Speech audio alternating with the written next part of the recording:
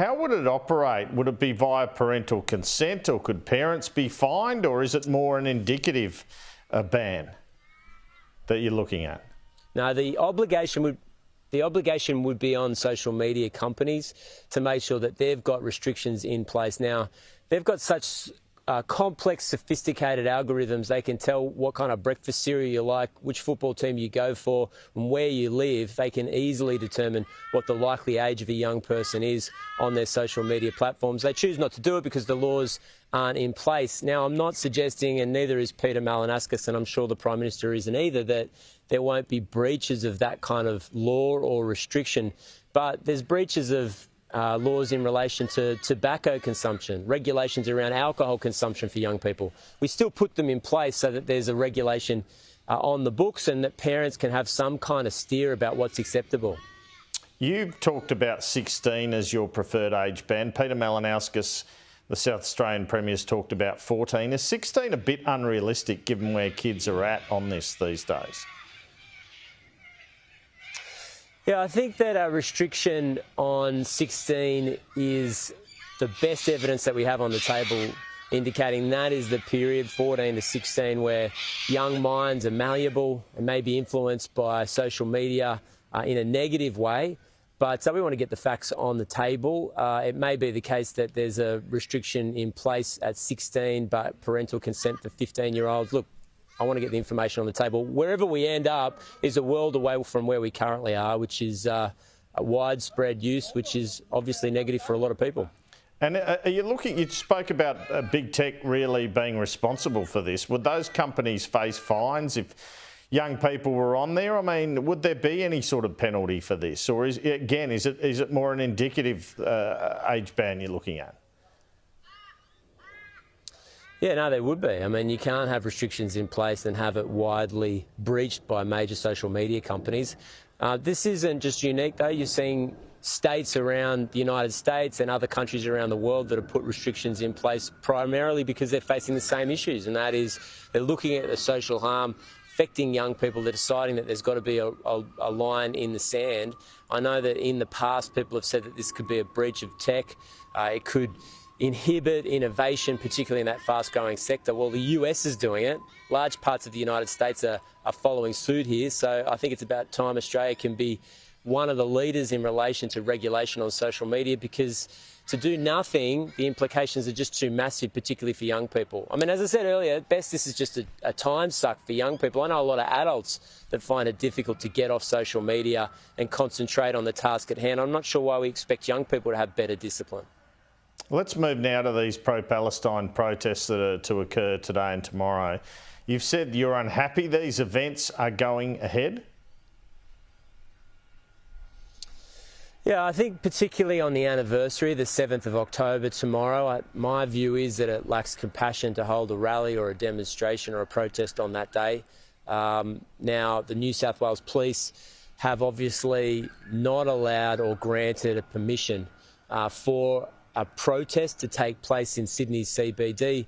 The reason for that isn't to restrict freedom of speech or put prohibitions on what people can say in public. It's because we've got an obligation to keep the public safe in a difficult time. And when tensions are high, there's a high prospect of clashes or violence on Sydney streets. We have to take what would ordinarily be actions that you wouldn't contemplate. But under the circumstances, I think most people would agree that we're not going to do much about Middle Eastern violence from Sydney, and we have to do everything we possibly can to prevent that kind of violence in Sydney. How strong do you want police to be in the next couple of days, though, in targeting things like people having Hezbollah flags and the like? What's the police intelligence on risks in the next couple of days? Yeah, look, I've been very clear about not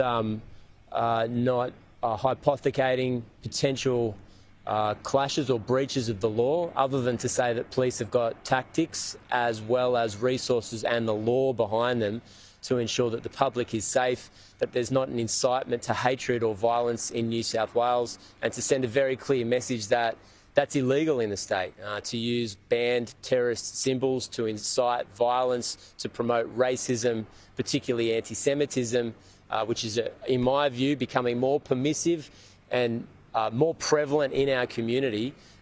they'll take action. Now, that'll take place. We've made that very clear. We've communicated that to anybody that's having a protest or plans to hold a protest over the coming 24 hours, and police will take action. Are you concerned about the group Hizb ut-Tahrir being involved in some of these activities? Yes, we are, but I'll make it clear that the laws in New South Wales, whether they're Commonwealth or New South Wales laws, will be enforced. And we have restrictive laws in the state. It's not the same laws that they have in the United States around freedom of speech, and they're designed specifically to ensure that we don't have widespread social dislocation in a state and a country that has people from a whole range of races and religions. I've been particularly concerned in some of these marches with people that have had blatant anti-Semitic propaganda walking down the street with virtual impunity. And I think that there's a prevalence or a sense amongst some in the community that racism directed towards members of the Jewish community is acceptable. It's not. It's covered by the law, and you'll be prosecuted and arrested as a result. You want police to target that a bit more actively by the sound of things, saying that people have been doing that with impunity.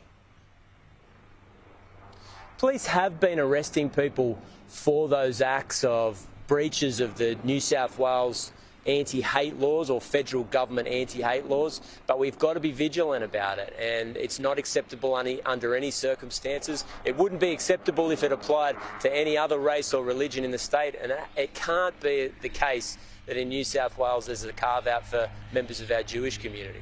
What's your advice from police? Or attacks, or a deliberate attempt to target members of our Jewish community. There might be a police chopper above you now by the sound of things. What's your advice? No, just a local helicopter. Just a local helicopter. There you go. What's your advice from police on the risk of terrorism in New South Wales currently? Well, unfortunately, the national rating in relation to terrorism is probable, which means greater than 50% over the coming 12-month period. Now, that's a concern for governments, not just in New South Wales, but around Australia. That means that resources are in place. Obviously, the government works with the federal government and intelligence services about plans that are in place. But, you have to be vigilant about this. I don't want to be in a position where we're alarming or alerting people, but we do need to be cognizant of the threats and make sure that police have the resources they need to be ready, and they are ready.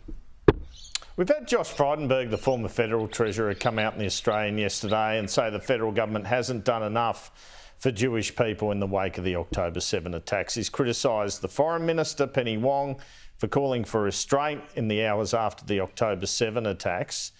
What's your view on what Josh Frydenberg's had to say?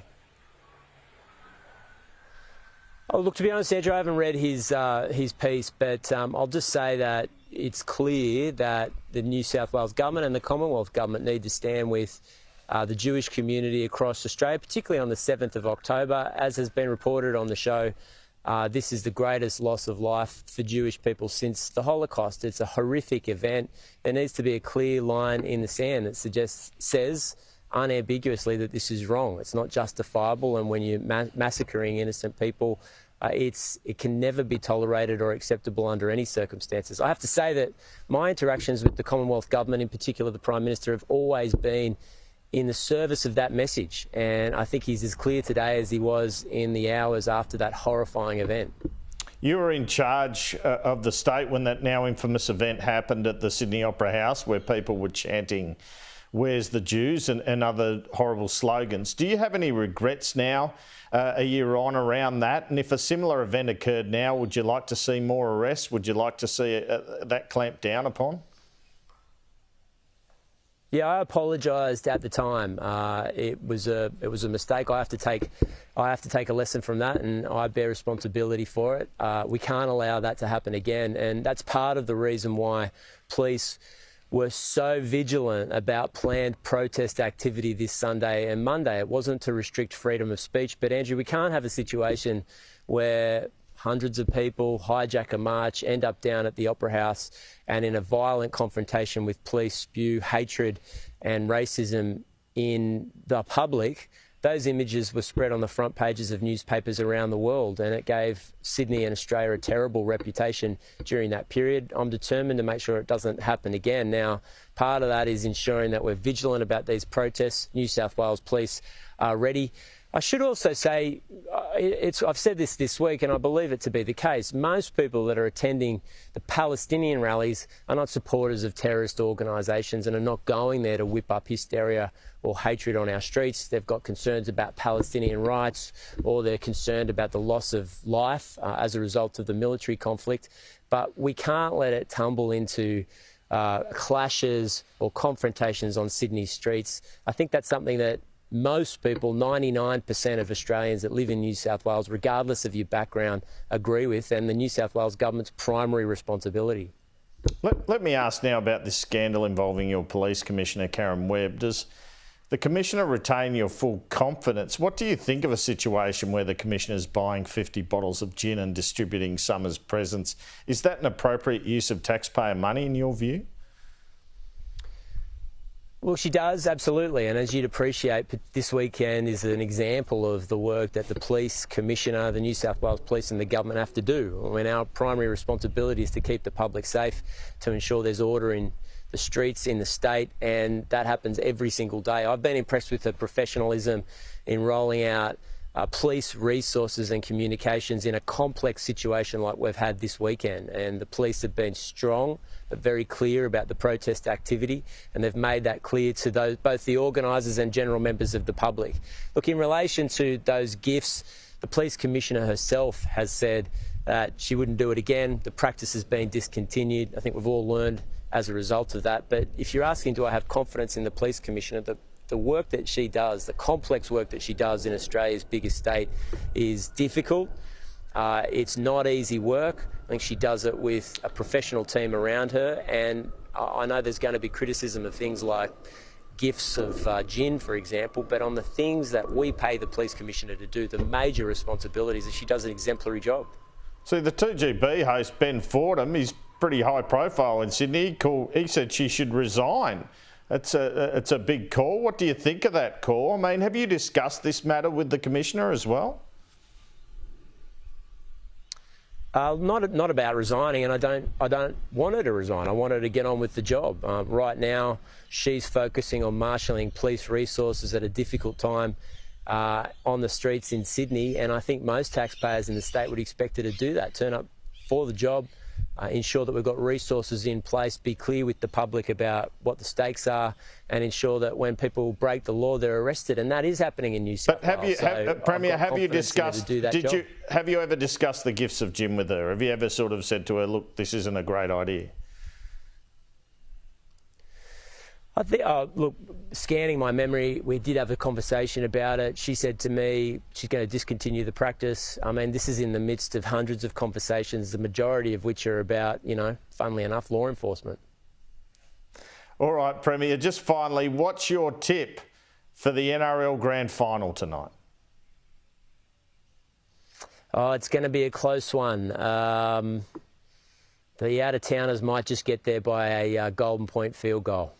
Oh, wow. The New South Wales Premier says Melbourne will win it. What about that? That's the biggest story of the interview. Chris Mintz, thank you. Thanks, Andrew.